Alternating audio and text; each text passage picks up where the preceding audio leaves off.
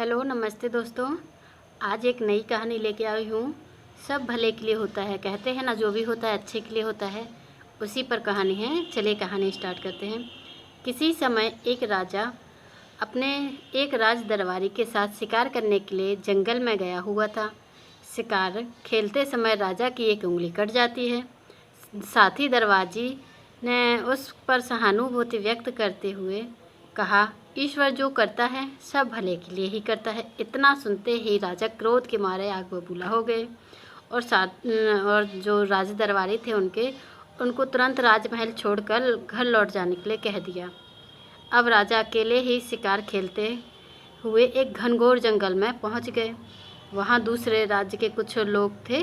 देवी को खुश करने के लिए नरबलि चढ़ाने के लिए तैयारी कर रहे थे।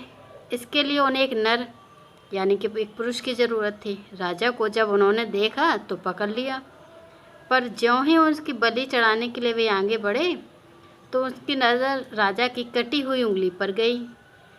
चूँकि जो बलि के लिए सर्वांग मतलब पूरा शरीर में से कुछ भाग अभंग नहीं होना चाहिए था, इसलिए वह राजा को छोड़ देते हैं।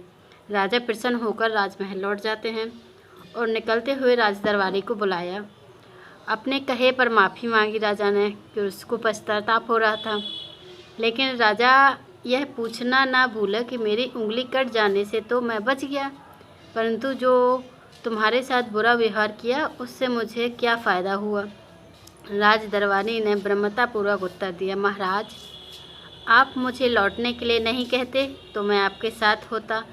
चूँकि मैं सर्वांग था इसलिए वे मेरी बलि ना देते। यह सुनकर राजा बहुत प्रसन्न हुआ और ढेर सारे उपहार दिए। तो इस कहानी से हमें यही शिक्षा मिलती है कि निराश नहीं होना चाहिए, ईश्वर को नहीं कोसना चाहिए कि हमारे साथ ऐसा क्यों हुआ या हमारे साथ ही ऐसा क्यों होता है। भगवान जो भी करता है या जो प्रकृति का नेचर है, जो भी होता है वो अच्छे के लिए होता है। कहीं ना कहीं उसके छिपा रहता है उसमें सफलता। थैंक यू दोस्तों।